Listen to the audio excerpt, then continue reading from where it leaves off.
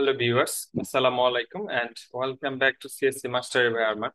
In this lecture, I am going to discuss about network edge, access, host access network, physical network, and network group. So let's get started. যদি আমরা একটু দেখি যে network এজটা আসলে কি। Network age হচ্ছে এমন একটা জিনিস, সেটা হচ্ছে আমরা এজ বলতে আমরা কি বুঝি, যেমন আমরা এটার এবং এটা যদি একটা ধরি আমরা অপশন, এটা অপশন, এখানে মাঝেতে যে দূরত্বটা এটাতে আমরা এজ হিসেবে নির্ধারণ করি। তো এজটা হচ্ছে নেটওয়ার্ক এজটা হচ্ছে এমন একটা জিনিস, ফর এক্সাম্পল এটা একটা ডিভাইস, হোস্ট ডিভাইস, এবং এটা হচ্ছে সার্ভার। এই দুইটার মাঝের যে দূরত্ব বা মাঝের যে সিস্টেমটা বা একটার সাথে যে একটা যে কানেকশনটা, সেটা হচ্ছে আসলে নেটওয়ার্ক এজ। তো এখানে আবার নেটওয়ার্ক এজের মধ্যে হোস্ট আছে, ক্লায়েন্ট এন্ড সার্ভার। তো হোস্ট হচ্ছে আপনি বা আপনার যে ডিভাইসটা আছে, ইন ডিভাইসটা আছে, ল্যাপটপ, পিসি, কম্পিউটার, সেটা হচ্ছে হোস্ট। এবং ক্লায়েন্ট ক্লায়েন্ট হচ্ছে এটাই, আর সার্ভার হচ্ছে যেটা যেখান থেকে আপনার ইয়েটা কানেক্ট করবেন। ফর এক্সাম্পল আপনার একটা কোন একটা কিছু যখন আপনি সার্চ করেন, ফর এক্সাম্পল আপনি যদি আপনার ফোন থেকে যদি একটা ওয়েবসাইট যদি সার্চ করেন, তো সেক্ষেত্রে আপনার ওয়েবসাইট থেকে কি হয়, আপনার ব্রাউজার থেকে সেটা সার্ভারে একটা রেসপন্স যায়। তো এই ক্ষেত্রে আপনার ব্রাউজারটা হচ্ছে ক্লায়েন্ট, আর সার্ভারে যে রেসপন্সটা যায় সেটা হচ্ছে আসলে সার্ভার। তো আর মাঝের যে কানেকশনটা সেটা হচ্ছে আসলে নেটওয়ার্ক অ্যাক্সেস এর মাধ্যমে। তো এটা আমরা সামনে বিস্তারিত আলোচনা করব। নেটওয়ার্ক অ্যাক্সেস যেটা বললাম, নেটওয়ার্ক অ্যাক্সেসটা হচ্ছে একটা একটা কানেকশন থেকে অন্য একটা কানেকশন, অর্থাৎ একটা পিসি অথবা একটা, অর্থাৎ ক্লায়েন্ট এবং হোস্টের মাধ্যমে, সার্ভারের ক্লায়েন্ট এবং সার্ভারের মাধ্যমে যে কানেকশনটা সেটা হচ্ছে আসলে অ্যাক্সেস নেটওয়ার্ক। তো অ্যাক্সেস নেটওয়ার্ক আমাদের ওয়্যারেড ওয়্যারলেস হইতে পারে। যেমন আমার একটা ডিভাইস, ফর এক্সাম্পল আমি কোন একটা কিছু সার্চ করলাম ওয়েবসাইটে, সেই জিনিসটা সার্ভার থেকে যে নিয়ে আসতেছে, মাঝে যে ইন্টারনেট কানেকশনটা, এই যে দুইটার মাঝে যে ইন্টারনেট কানেকশনটা, সেটা হচ্ছে অ্যাকচুয়ালি নেটওয়ার্ক অ্যাক্সেস। এক কথায় যদি আমি বলতে চাই, তাহলে ইন্টারনেটের যে কানেকশনটা, যেভাবে ইন্টারনেটটা কানেক্ট হয়, সেটা হচ্ছে নেটওয়ার্ক অ্যাক্সেস। তো এখানে আবার ফিজিক্যাল মিডিয়া আছে। তো ফিজিক্যাল মিডিয়া মিডিয়া কি জিনিস সেটা আমরা আর একটু সামনে আলোচনা করবো বিস্তারিত। ওকে, নেটওয়ার্ক কোডটা আসলে কি। তো এখন যেগুলো বলতেছি ওগুলো আরো বিস্তারিত সামনে আলোচনা করবো, এখানে জাস্ট একটা ডেফিনেশন আকারে বলতেছি। তো সেটা হচ্ছে নেটওয়ার্ক কোডটা হচ্ছে এমন একটা জিনিস, সেটা হচ্ছে পুরা যে এই পুরা বিশ্বের বা যত পুরো বিশ্বের মহাবিশ্বের যে ইন্টারনেট কানেকশনটা, পৃথিবী জুড়ে যে ইন্টারনেট কানেকশনটা, সেটা হচ্ছে আসলে নেটওয়ার্ক কোড। এখন আপনি ফেসবুক যে সরাসরি আপনার ফোন থেকে কানেক্ট হতে পারেন না, ফেসবুক একটা রাউটার সাথে কানেক্টেড, আরেকটা রাউটার সাথে কানেক্ট, একটার সাথে কানেকশনের মাধ্যমে 7 8 10টা রাউটারের মাধ্যমে কানেকশন হওয়ার পরে আপনার ডিভাইসে থেকে ফেসবুকে সার্ভারে যায়, রেসপন্স চাই, ওখান থেকে রেসপন্স আসার পর আপনার কাছে আসে। এখন এই যে রাউটার, যেমন আমার বাসার রাউটার, যা আমার লোকাল যে আইএসপি সেটার সাথে কানেক্টেড, লোকাল আইএসপিটা গ্লোবাল আইএসপির সাথে কানেক্টেড, গ্লোবাল আইএসপির সাথে আবার ফেসবুকের সার্ভার কানেক্টেড। তাহলে এই যে কয়েকটা যে সার্ভার, কয়েকটা যে রাউটারের সাথে যে কানেকশন, এই পুরো সিস্টেমটা হচ্ছে এক কথায় নেটওয়ার্ক কোড। এখানে আমরা যদি এদিকে একটু দেখি, দেখতে পাচ্ছেন এই যে লোকাল আইএসপি, যে এই রাউটারের সাথে এই রাউটার কানেক্টেড, এই রাউটারের সাথে এই রাউটার, এটার সাথে আবার গ্লোবালের একটা কানেক্টেড, গ্লোবালের একটা আবার একটার সাথে কানেক্টেড, এই যে পুরো সিস্টেমটা, এটাই হচ্ছে আসলে অ্যাকচুয়ালি নেটওয়ার্ক কোড। তো এখন বিস্তারিত আলোচনা করা যাক। Access network and physical media. তো how to connect and in system to edge router. তো ফিজিক্যাল এজ রাউটার অ্যাক্সেস নেটওয়ার্কের যে বিষয়টা, সেটা হচ্ছে আবার রেসিডেন্সিয়াল অ্যাক্সেস নেট আছে, ইনস্টিটিউশনাল অ্যাক্সেস নেটওয়ার্ক আছে, যেটা স্কুল কোম্পানি বা বিভিন্ন প্রতিষ্ঠানে ব্যবহার করা হয়, এবং মোবাইল অ্যাক্সেস নেটওয়ার্ক আছে। এখন রেসিডেন্সিয়াল অ্যাক্সেস নেটটা আসলে কোন জিনিস? রেসিডেন্সিয়াল অ্যাক্সেস নেটটা হচ্ছে এমন একটা জিনিস, যেটা হচ্ছে আমাদের বাসায় যে ওয়াইফাই রাউটারটা আছে, ওই রাউটারটা আমাদের একটা তারের মাধ্যমে আসে, আমাদের লোকাল যে আইএসপি আছে সেখান থেকে একটা তারের মাধ্যমে কিন্তু ওই রাউটারটা আমাদের বাসায়, তারের মাধ্যমে কিন্তু রাউটার দিচ্ছে, ওই রাউটার থেকে আমি আমার ওয়াইফাই ব্যবহার করছি। এখন বাসা বাড়িতে যেগুলো দিতেছে সরাসরি তারের মাধ্যমে রাউটার ওয়াইফাই কানেকশন হচ্ছে, সেটা হচ্ছে রেসিডেন্সিয়াল, অর্থাৎ বাসা বাড়িতে যেগুলো ইউজ করা হয়। এখন ইনস্টিটিউট অ্যাক্সেস নেটওয়ার্ক, সেটা কি জিনিস? সেটা হচ্ছে আমরা যখন ইয়েতে কি বলে, বিভিন্ন প্রতিষ্ঠান বা শিক্ষা প্রতিষ্ঠান বা ইউনিভার্সিটিতে যে আমরা যে কানেকশন গুলো যদি লেন বা লোকাল এরিয়া নেটওয়ার্ক, ওখানে হয় কি, একটা ইউনিভার্সিটি অনেকগুলো বিল্ডিং থাকে, অনেকগুলো কম্পিউটার থাকে, সবগুলো কম্পিউটার একটা লোকাল এরিয়া নেটওয়ার্কের মাধ্যমে কানেক্ট হয়। ওই লোকাল এরিয়া নেটওয়ার্ক যেটা, সেটা একটা সুইচের মাধ্যমে পিসি গুলা কানেক্ট হয়ে ইউনিভার্সিটির একটা ইন সিস্টেম রাউটার আছে, যে রাউটার দিয়ে আহ ইউনিভার্সিটির যত তথ্য আছে যেটা গ্লোবালি কানেক্ট হবে। অর্থাৎ ইউনিভার্সিটির যে সিস্টেমটা আছে ওটা লোকাল এরিয়া নেটওয়ার্কের মাধ্যমে কানেক্ট হয়, বিভিন্ন সুইচের মাধ্যমে কম্পিউটার গুলা কানেকশন করে ইউনিভার্সিটি একটা কানেকশন হলো। হওয়ার পরে ইউনিভার্সিটি এই পুরো সিস্টেমটা একটা রাউটারের মাধ্যমে হচ্ছে গ্লোবাল বা রিজিওনাল যে আইএসপিটা আছে, বাংলাদেশের যে আইএসপিটা আছে ধরা যাক, ওটার সাথে কানেক্ট হয়, দেন ওটা হচ্ছে গ্লোবালের সাথে কানেক্ট হয়। তাহলে এই যে ইউনিভার্সিটি যে সিস্টেমটা, যেটা হচ্ছে ইউনিভার্সিটির লোকাল এরিয়া কানেকশন হইলো, অন্য একটা একটা রাউটারের মাধ্যম দিয়ে অন্য একটা রাউটারের সাথে কানেকশন হচ্ছে, এটা হচ্ছে ইনস্টিটিউশনাল অ্যাক্সেস নেটওয়ার্ক, যেটা কিনা এই শিক্ষা প্রতিষ্ঠান বা ইউনিভার্সিটি ইউজ করা হয়। এখন আসি mobile access network. Mobile access নেটওয়ার্কটা কি জিনিস? আমরা মোবাইলে যে ওয়াইফাই ওয়াইফাই অথবা 4G যে নেটওয়ার্কটা, আমরা ইন্টারনেটের যে নেটওয়ার্ক আমরা ব্যবহার করে থাকি, সেটা কিভাবে হয়? সেটা হচ্ছে আমার মোবাইলে আমার যে সেল টাওয়ারটা আছে, আশেপাশের যে সেল টাওয়ারটা, সেটা মেবি 10 কিলোমিটার পর্যন্ত কানেকশন দিতে পারে। তো আমাদের এই যে আমাদের মোবাইলটা মোবাইলটা ইন্টারনেটের মাধ্যমে, আমার ডাটার মাধ্যমে কানেক্ট থাকে কার সাথে? আমার যে লোকাল যে টাওয়ারটা আছে, সেল টাওয়ারটা, সেটার সাথে। ওই সেল টাওয়ারটা আবার আইএসপির সাথে কানেক্ট থাকে, আইএসপি আবার গ্লোবালের সাথে কানেকশন থাকে। তো এটা হচ্ছে মোবাইল অ্যাক্সেস নেটওয়ার্ক। অর্থাৎ মোবাইলে আমরা যে ডাটাটা ব্যবহার করি, আমাদের মোবাইলের ডাটার মাধ্যমে সেটা আমাদের সেল টাওয়ার, যেটা রবি টাওয়ার বলেন বা গ্রামীণ যে টাওয়ার, সেই টাওয়ারটার সাথে কানেক্ট থাকে। ওই টাওয়ারটা হচ্ছে আইএসপির সাথে কানেক্ট থাকে। তাহলে আমি আইএসপির সাথে সরাসরি আমার এভাবে আমার হচ্ছে এক মোবাইল অ্যাক্সেস যে নেটওয়ার্কটা, সেটা আমি পেলাম। এখন হচ্ছে ইনস্টিটিউশনাল যেটা, সেটা বললাম, সেটা হচ্ছে একটা ইউনিভার্সিটির যে কানেকশনটা, সেটা ইউনিভার্সিটির একটা ইন সিস্টেম রাউটার থাকে, ওই রাউটার দিয়ে অন্য একটা লোকাল লোকাল যে আইএসপি আছে সেটার সাথে কানেক্ট হয়। আর রেসিডেন্সিয়াল যেটা, সেটা তো বললাম লোকাল আইএসপি থেকে একটা অপটিক্যাল ফাইবার বা কেবলের মাধ্যমে আমাদের রাউটারের সাথে কানেক্ট হয়। রাউটার থেকে দেন আমরা সেটা ইউজ করতে পারি। তো এটা ছিল আর কি অ্যাক্সেস নেটওয়ার্কের যে তিনটা পার্ট, সেটা। এখন হচ্ছে সেন্ড ব্যাক অফ ডাটা। এখন এই যে host send back of data, অর্থাৎ আমরা একটা ডাটা যখন ট্রান্সফার করি, ফর এক্সাম্পল 10 জিবি অথবা 20 জিবি একটা ফাইল যখন আমরা পাঠাই, এত হয় না সচরাচর, আমরা 50 জিবি অথবা একটা যখন ফাইল পাঠাই। এখন এটা যদি আমি রিয়েল লাইফে একটা এক্সাম্পল দিই, এই এক্সাম্পলটা হচ্ছে, ফর এক্সাম্পল আপনি কুরিয়াতে একটা জিনিস পাঠাবেন। সেটা হতে পারে আপনার একটা বড় একটা, আমরা ফর এক্সাম্পল একটা খাট যখন আমরা কুরিয়ার করি এক জায়গা থেকে অন্য জায়গায়, বিভিন্ন প্যাকেজ কিন্তু এখন বিক্রি আপনারা চাইলে কিনতে পারেন। তো একটা বড় একটা খাট বা শোকেস টোকেস যখন আমরা বিক্রি করি, তখন আমরা ওই খাটটাকে কুরিয়ার করে দেয়? অবশ্যই দেয় না। কি করে? খাটটার যে পার্ট আছে, যেমন এই পার্ট এই পার্ট এই পার্ট সব আলাদা আলাদা করে কুরিয়ার মাধ্যমে পাঠায়, দেন তারা ওখানে ওটাকে সংযোগ করে তারা তখন ব্যবহার করে। তো এই সেন্ড প্যাকেট যে জিনিসটা হলো এরকম।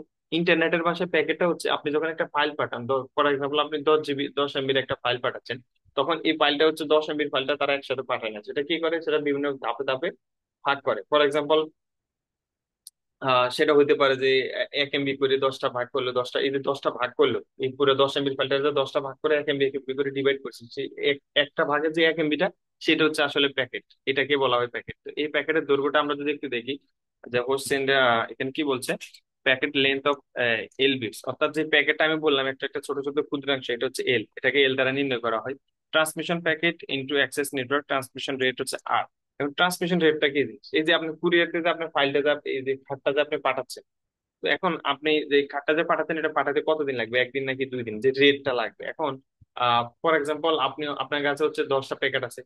10টা প্যাকেটের রেট যদি হয় যে 1, তাহলে আপনার 10টা প্যাকেট পাঠাতে কি লাগবে? 10 সেকেন্ড সময় লাগবে। তো এখানে রেটটা হচ্ছে একটা প্যাকেট যাইতে কতক্ষণ সময় লাগে। এখন একটা প্যাকেট যাইতে যদি 10 সেকেন্ড সময় লাগে, তাহলে 10টা প্যাকেট যাইতে কতক্ষণ সময় লাগে?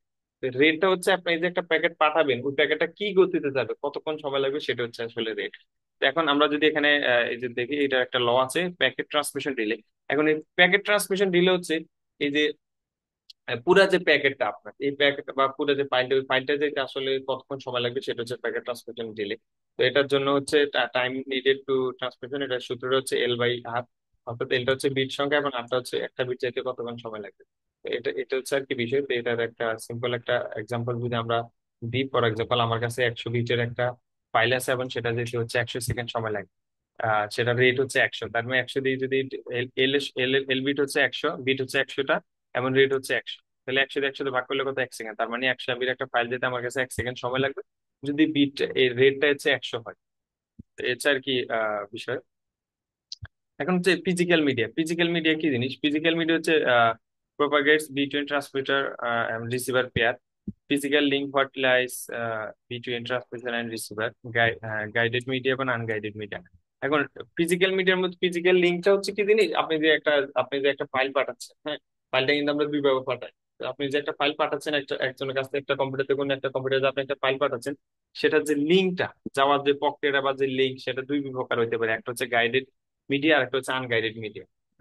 আনগাইডেড কি? আনগাইডেড, গাইডেডটা হচ্ছে আপনি যখন একটা অপটিক্যাল ফাইবার অথবা কপার বা কোন একটা তারের মাধ্যমে আপনার যখন ডাটাটা কানেকশন থাকে, ওই তারের মাধ্যমে যখন আপনি একটা ফাইল পাঠাচ্ছেন, সেটা হচ্ছে আসলে গাইডেড মিডিয়া। আনগাইডেড মিডিয়া হচ্ছে যেমন আমাদের ওয়াইফাই অথবা ব্লুটুথের মাধ্যমে আমরা যে ফাইলগুলো ট্রান্সফার করি, সেটাতে কিন্তু কোনো তার থাকে না, সেটা হচ্ছে আনগাইডেড।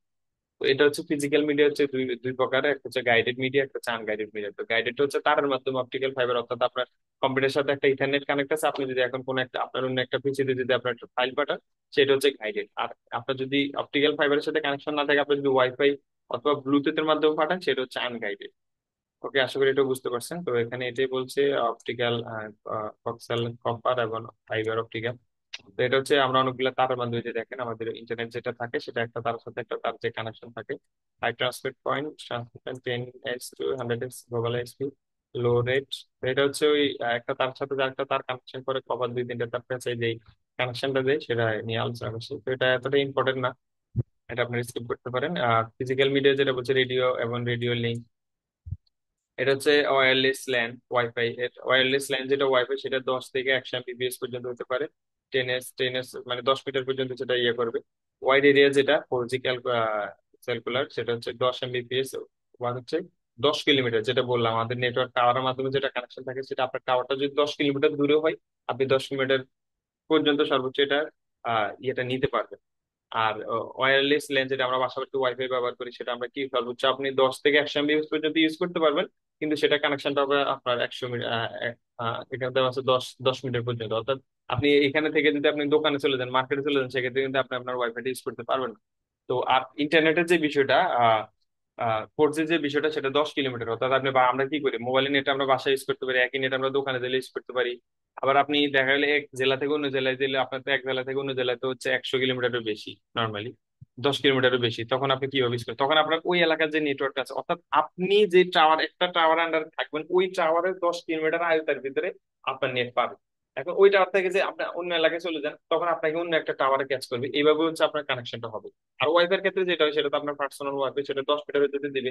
তো 10 মিটার পর আপনার যদি রেঞ্জ কাভার আউট অফ রেঞ্জে চলে যান, তখন অন্য একটা ওয়াইফাই এর সাথে আপনি কানেক্ট হতে পারবেন। তখন তাদের একটা প্রোটোকল থাকে, পাসওয়ার্ড থাকে, সেটার সাথে আবার আপনি কানেক্ট হতে পারবেন না। কিন্তু আপনার এরিয়া যেটা, ইন্টারনেট যেটা, মোবাইলের নেট যেটা, সেটা তো আপনি, আপনার নেট কিনে আছে সবগুলো তো তাদের একই সার্ভার, তখন আপনি এক জায়গা থেকে অন্য জায়গায় গেলেও মোবাইলের যে ডাটাটা, সেটা আপনি ইউজ করতে পারেন। ব্লুটুথের যে বিষয়টা, cable replacement, short distance, limited rate. তো এটা ব্লুটুথের যে বিষয়টা, সেটা লিমিট রেট থাকে, লিমিট তারা ধরাবান্ধকতা থাকে না। 100 Mbps। আপনি একটা জিনিস দেখেন, ওয়াইফাইতে আমরা শেয়ার এর মাধ্যমে যে ফাইলটা যত দ্রুত নিতে পারি, আমরা যখন ছোটবেলায় যখন ব্লুটুথ আমরা ইউজ করতাম, তখন কি করতাম, একটা মুভি 200 MB একটা মুভি নিতে, তখন তো মুভিগুলো ফুল এইচডি ছিল না। 200 MB একটা মুভি নিতে আমাদের আধা ঘন্টা 1 ঘন্টার লেগে যেত, মোবাইল বেঁধে, মোবাইলের কানেকশন অনুযায়ী, স্পিড অনুযায়ী, ক্যাপাসিটি অনুযায়ী হইতো। তো এখন আমরা যখন যখন শেয়ার ইট এসে, তখন সেই 200 MB মুভিটা আমরা নিতে সর্বোচ্চ কত লাগে, 200 MB একটা ফাইল নিতে সর্বোচ্চ 10 থেকে 20 সেকেন্ড লাগে। ক্ষেত্র বিশেষে 30 সেকেন্ড লাগে, বা 1 মিনিটও লাগতে পারে, সেটা মোবাইল বেঁধে। তো তার মানে কি, ব্লুটুথটা কিন্তু ওয়াইফাই থেকে একটু কিন্তু স্লো, অনেকটাই স্লো বলা যায়, কিন্তু ওয়াইফাই কিন্তু ব্লুটুথ থেকে অনেক ফাস্ট আছে এখানে, সেটা বলা হয়েছে। তো এটা ট্রান্সনাল মাইক্রোওয়েভ এবং হচ্ছে স্যাটেলাইট। স্যাটেলাইট হচ্ছে up to 500 Mbps per channel, 270 millisecond into an delay. এই ছিল আর কি বিষয়। তো নেটওয়ার্ক এজ নিয়ে যেটা বলছিলাম, নেটওয়ার্ক এজ সিস্টেম হোস্ট, তো সেটা নিয়ে যদি একটু বলি, যে ইন সিস্টেমটা আসলে যেটা বললাম, হোস্ট যেটা আপনার আপনার পিসি বা কম্পিউটার, ল্যাপটপ সবই হচ্ছে আপনার হোস্ট। এখন ক্লায়েন্ট সার্ভার এবং হচ্ছে পেয়ার টু পেয়ার মডেলটা আসলে কি জিনিস, ক্লায়েন্ট টু সার্ভার, সেটা হচ্ছে আপনি যখন আপনার মোবাইল থেকে যখন একটা ওয়েবসাইট যখন আপনি ব্রাউজ করেন, একটা ওয়েবসাইট যখন আপনি ঢুকেন, ফর এক্সাম্পল www.google.com, তখন কি হয়, আপনার যে ওয়েবসাইটটা আছে, আপনার যে ব্রাউজার, ফর এক্সাম্পল আপনি যদি ক্রোম ইউজ করেন, ওই ক্রোমের এসটিটিপির মাধ্যমে ওই জিনিসটা আসলে সার্ভারে গিয়ে হিট করে। ডিএনএস সার্ভার থেকে আইপি অ্যাড্রেস নিয়ে, আইপি অ্যাড্রেস নিয়ে ওই যে গুগলের যে সার্ভার আছে ডাটা সেন্টার, ওখান থেকে বিভিন্ন রাউটারের মাধ্যমে যে ওখান থেকে যে ফাইলটা নিয়ে আসে, সেই ফাইলটা যে গুগলের যে ডাটা সেন্টার, যে জায়গায় এই আইপিটা সেট করা আছে, বা যে জায়গায় গুগলের যেই মানে সার্ভারটা আছে, ওই সার্ভারটা হচ্ছে সার্ভার, আর আপনি বা আপনার ব্রাউজার যেটা, সেটা হচ্ছে ক্লায়েন্ট। এক্ষেত্রে আপনি কিন্তু গুগলের জিনিস আপনি চাচ্ছেন, তার মানে আপনি ক্লায়েন্ট, ও হচ্ছে সার্ভার। এটা হচ্ছে ক্লায়েন্ট এন্ড সার্ভারের হচ্ছে যে জিনিসটা এখানে বলা আছে। ক্লায়েন্ট হোস্ট, ক্লায়েন্ট হচ্ছে, হোস্ট হচ্ছে রিকোয়েস্ট করবে, যেমন আপনি রিকোয়েস্ট করবেন, রিসিভ সার্ভার, সার্ভারে সেটা রিসিভ করবে। ফর এক্সাম্পল আপনি যখন google.com লিখবেন, তখন আপনার ব্রাউজার থেকে সেটা রেসপন্স যাবে, ওই সার্ভার যখন এটা রিপ্লাই দিবে, তখন আপনাকে সেই ডাটাটা নিয়ে আসবে। আর এটা নিয়ে যায় হচ্ছে এসটিটিপির মাধ্যমে হয়, ওয়েবের বিষয়টা।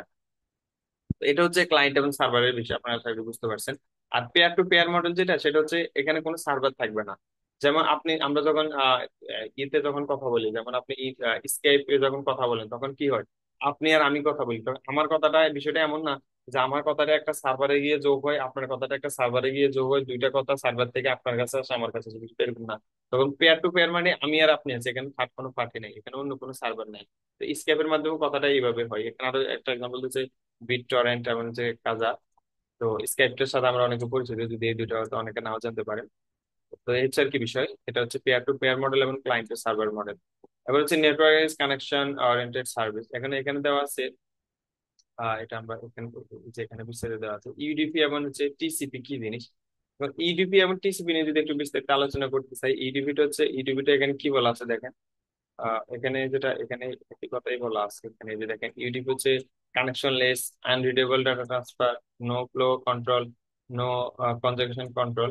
কিন্তু টিসিপির ক্ষেত্রে যেটা সেটা দেখেন, reliable in order byte system data transfer, flow control করতে পারে, তারপর হচ্ছে কনজাংশন কন্ট্রোল করতে পারে। এটা হচ্ছে আর কি বিষয়। তো আমরা যদি এটা নিয়ে যদি একটু বিস্তারিত আলোচনা করি, সেটা হচ্ছে যে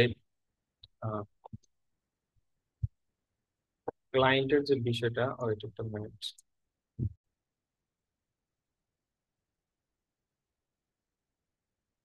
তো যেটা বলতেছিলাম সেটা হচ্ছে আমরা টিসিপিটা যদি দেখি দিলে বা প্রথমে আমরা ইউডিপিটা দেখি তাহলে বুঝতে পারবেন। ইউডিপি যে বিষয়টা বললাম কানেকশন লেস, অর্থাৎ এটা কানেকশন লেস এবং আনরিচেবল ডাটা ট্রান্সফার। অর্থাৎ যখন একটা ডাটা যখন পাঠাবে তখন সে এটা দেখবে না যে ইউডিপি নিশ্চিত করে না যে ডাটা সফলভাবে পৌঁছাচ্ছে কিনা বা সঠিক অর্ডার আছে কিনা। ফর এক্সাম্পল আপনি একটা ফাইল পাঠাচ্ছেন, ইউডিপি সেটা নিশ্চিত করে না যে আপনার ডাটাটা ওই জায়গায়, আপনি একটা 10 MB ফাইল পাঠাচ্ছেন, ওই ফাইলটা পুরোটা ফাইল গেছে কিনা সেটা কিন্তু ইডিপি যেটা আছে সেটা কিন্তু নিশ্চিত করে না। এবং এটার মধ্যে কোনো নো ওভারফ্লো যেটা বললাম, নো ওভারফ্লো, কোনো ওভারফ্লো হয় না। ফেরত কোনো সীমাবদ্ধতা ছাড়া ডাটা পাঠাতে পারে, যেমন আপনি কোনো সীমাবদ্ধতা ছাড়া ডাটা পাঠাতে পারেন, কোনো রকমের ওভার ফ্লো কন্ট্রোলের সিস্টেম নাই যে আপনি শুধু কতটুকু রিসিভ করতে পারবেন সেটা দেখার বিষয় না, সেটা ডাটাটা হচ্ছে দ্রুত গতিতে পাঠায় আর কি। কোনো কানেকশন কন্ট্রোল, যেমন মনে করেন যে আপনার বিষয়টা হচ্ছে কি, আমি যদি একটা রিয়েল কেসের এক্সাম্পল দিই, যেমন আমরা ট্রাফিক জ্যাম, ঢাকা শহরে ট্রাফিক জ্যাম সম্পর্কে আপনারা সবাই অবগত আছেন, সেটা নতুন করে বলার কিছু নাই। তা আমরা যখন দেখি বিভিন্ন সিগন্যাল যখন করে, ফর এক্সাম্পল আমরা গাড়িটা হচ্ছে যখন কুড়িল বিশ্ব রোডে আপনি যখন ওঠেন, তখন আপনার কুড়িল বিশ্ব রোড 300 ফিটের যে রাস্তাটা, সেখানে আপনি গাড়িটা হচ্ছে 100 কিলোমিটার বেগে, 80 কিলোমিটার বেগে চালান। কিন্তু যখন দেখেন যে সামনে একটা চেকপোস্ট আছে, তখন আপনি কি করেন, আস্তে আস্তে ব্রেক করেন না? ব্রেক করে স্লো করেন যাতে সামনে, যাতে আপনার গাড়িটা ধাক্কা না খায়, অর্থাৎ সামনের গুলো আগে যাবে, দেন হচ্ছে আপনি যাবেন। এই যে প্রসেসিংটা, সেটা হচ্ছে টিসিপির মাধ্যমে করা হয়। কিন্তু ইউডিপিতে কি করে, ইউডিপিতে ওটা করে না। আপনার কি হচ্ছে না হচ্ছে দেখার পিছনে ও ডাটা রেট কমাবে না, ও হচ্ছে ওর ফ্লোতে চলতে থাকবে।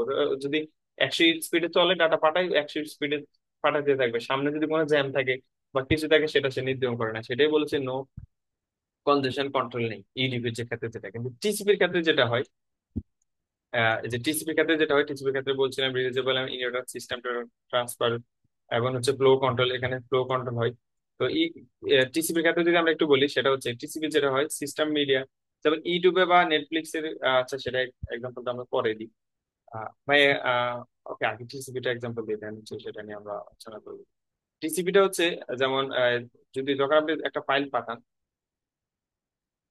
এই যে যখন আপনি একটা ফাইল পাঠান তখন সেটা নিশ্চিত করে যে আপনার পুরো ফাইলটা সঠিকভাবে গেছে না। ফর এক্সাম্পল আপনি 100 MB একটা যখন ফাইল পাঠাচ্ছেন, সেটা 90 MB যাওয়ার পরে বাকি 1 MB গেছে কিনা, এবং যদি ফাইলটা না যায় তখন সে পুনরায় আবার সেই ফাইলটা পাঠায়। ফ্লো কন্ট্রোল করা মানে সেখানে সে সেন্ডার, এই যে সেন্ডার ওন্ট ওভারহেল রিসিভ, সেন্ডার কখনো অতিরিক্ত ডাটা প্রেরণ করে না, অর্থাৎ আপনার ওভারলোড কখনো হয় না। সে আপনাকে দেখা মানে এনশিওর করে যে সঠিক ডাটাটা গেছে কিনা এবং কোনো ওভারফ্লো হয়েছে কিনা, এবং ডাটাটা যদি ফেল হয় তখন সে আবার রিকোয়েস্ট করে আবার সেই ডেটাটা পাঠায়।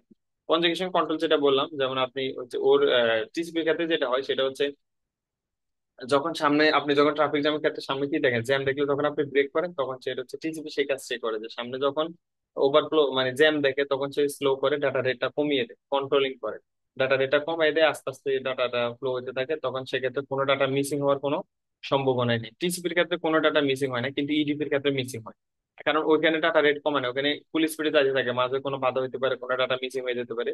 টিসিপির ক্ষেত্রে কিন্তু সেটা না। এখন আমরা যদি এক্সাম্পল হিসেবে যদি আমরা একটু বলি, যেমন আমরা যদি আমরা যখন ভিডিও কলে কথা বলি, জুমে যখন আমরা কথা বলি, জুমের সিস্টেমটা ইউনিভি সিস্টেম। জুমি কি করে, আপনার ডেটাটা, তাদের লক্ষ্য হচ্ছে ডেটাটা দ্রুত গতিতে পাঠানো। এখন আমি বললাম, জুমি বললাম যে হেই আমার হাওয়ার ইউ, এই কথাটা আমি বললাম। এখন কি হয়েছে, ইউটিউবের মাধ্যমে কি হয়েছে, যদি টিসিপি ইউজ করা হতো তখন আমার এই কথাটা যাইতো সামনে, যদি নেট যদি একটু স্লো হইতো তখন হে আরমান যাওয়ার পরে আর বাকিটা একটু স্লো হয়ে যেত। যখন আবার নেটটা পাইতো তখন বাকি কথাটা বলতো যে আরমান হাওয়ার ইউ। কিন্তু ইডিপির ক্ষেত্রে যেটা হয় সেটা হচ্ছে হে আরমান হাওয়ারে যখন আমি বললাম, তখন হাই আরমান পর্যন্ত চলে গেছে, কিন্তু নেট যখন স্লো হয়েছে আওয়ার ওই যে কথাটা, ওই কথাটা কিন্তু মিসিং হয়ে গেছে। পরবর্তীতে আমি যে কথাটা বলছি সেটা সে পাঠাচ্ছে, অর্থাৎ তার সিস্টেম হচ্ছে সে দ্রুত গতিতে ট্রান্সফার করতে থাকবে, কি আসলো কি গেলো ডাজেন্ট ম্যাটার, এখানে কোনো ডাটা মিসিং হয়েছে কিনা সেটা সে ফলো করে না। কিন্তু টিসিপির ক্ষেত্রে সেটা ফলো করে।